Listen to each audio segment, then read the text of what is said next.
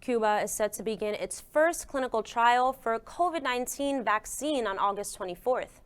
The trial, named Soberana-01, is on phase 1 and 2 and involves 676 volunteers between the ages of 19 and 80. The trial is registered by a state-run science center in Havana dedicated to the research and manufacture of vaccines. The clinical trial is expected to be completed on January 11, 2021. The president of the Vaccine Institute, Vicente Verez, noted that Cuba is the first country in the underdeveloped world to reach this point.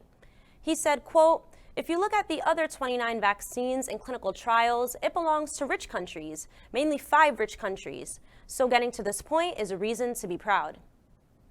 Just like many teachers here in the U.S., teachers in Spain are preparing to go on strike ahead of in-person school reopenings, scheduled to take place in the 3 regions which account for 70% of Spain's coronavirus cases.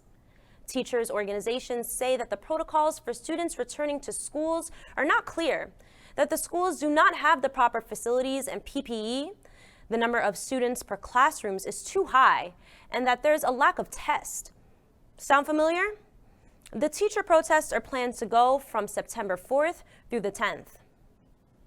Corporate media outlets pitched last week's unemployment claims as a positive because, quote-unquote, only 963,000 people filed for the first time, which was the lowest weekly total since the start of the pandemic.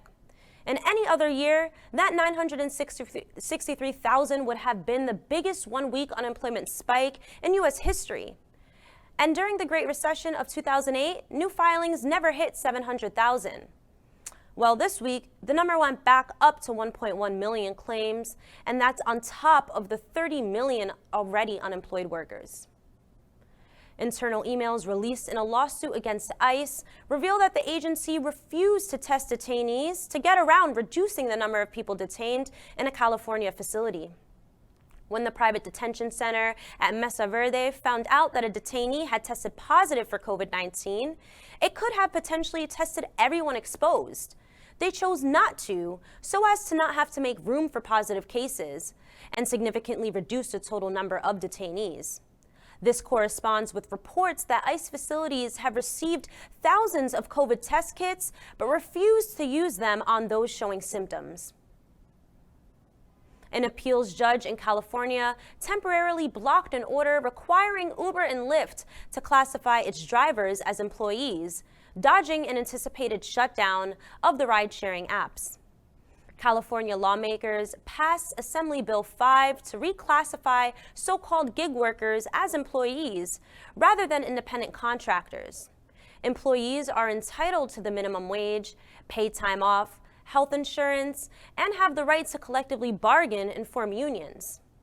Both Uber and Lyft threatened to completely shut down services in California in defiance of the law. Cities in California, including San Jose, Los Angeles, and the Bay Area, top the list of the most profitable places for these services. So, these companies would sooner lose their most profitable markets than pay their workers a living wage, and rather than create the precedent of unionization.